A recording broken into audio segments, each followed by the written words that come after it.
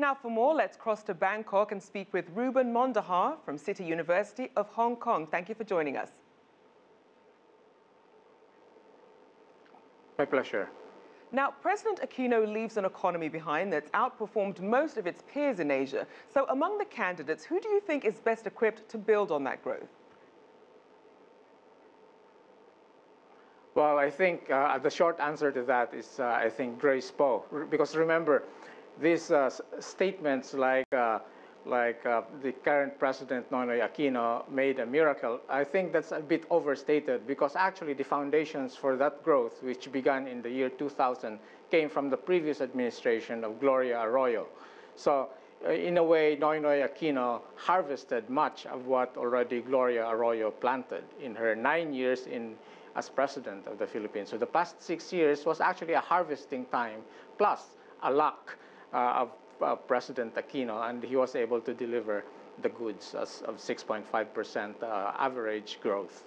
So I think the best candidate, I think, for that is a pro-business, is Grace Poe. Now, on the other side, what about the candidates who could potentially set the economy back? Well, I think, you know, Grace Poe is not a novice, as people usually say. She has been in the Senate, and she actually was the top senator, vote getter in her time. So, and also there's a feeling from the people that they want a fresh face. She's not tainted by corruption like Noynoy Aquino. I think one of the best gifts of the Aquino administration is the corruption was limited. The corruption not totally eliminated, but even his own critics admit that he did a good job in kind of diminishing corruption. So I think in terms of pro-business, diplomacy, international attractiveness, I think Grace Poe is the one that should win if we want investments to continue. Now let's open the field up to other candidates. We have Rodrigo Dutertes, who seems to be quite a polarizing figure given some of his controversial comments. But for some, he's also considered quite shrewd when it comes to his policies on things like tackling crime and corruption. How do you account for Rodrigo Duterte's popularity? Actually, it's an interesting point because, you know, the administration of Noynoy Aquino did not do a good job in preventing crime. And that's why this big gap is what Duterte is taking advantage of. People are fed up after 6 years, and they still see that criminality has not really been solved, infrastructure has not been solved, traffic gridlock in Manila and the big cities are bad. So that's why Duterte is popular because of these things. He's someone who says, I can get things done. I can get criminality solved. And in fact, these are the kind of dark spots that Aquino is leaving behind. And that's why he's giving this opening to Duterte. Now, because, Reuben, you know, these were the failures of the Aquino administration. Now, Reuben, as we look at Duterte and the other leading candidates, how do you think that they're going to affect how relations are between China and the Philippines, depending on who wins?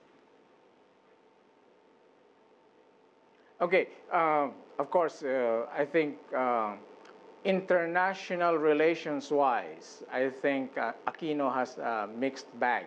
He is not very good in diplomacy, but at least he was very brave. His geopolitical fame and reputation is increasing now because he says that he's standing up to China. Duterte is saying that if he wins, he will dance with China. He's going to talk to China. It's the same tactic that the previous administration of Gloria Arroyo did. Gloria Arroyo knew how to dance with China.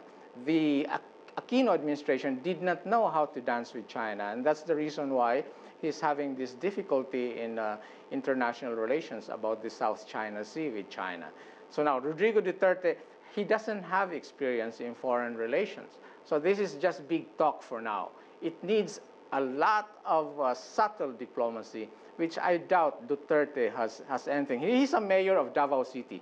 To be a successful mayor of one city, of, you know, the Philippines has almost 90 provinces. He's just a mayor of one of the provinces, cities in one of the provinces. So it's not so easy to translate that success into a national situation, like the whole country. Now, Reuben, I also want to look at the investment picture. What are some of the investors, both foreign and domestic, looking at for the next administration? What are they hoping to see? Well, you see 10% of GDP is supplied by foreign workers. So this is practically a given. So no matter how bad any administration would do, that administration will have a guaranteed minimum 10% coming from outside. So what we have to do now is increase the foreign investments. And I think the Aquino administration succeeded in making that situation look rosy for foreign investments.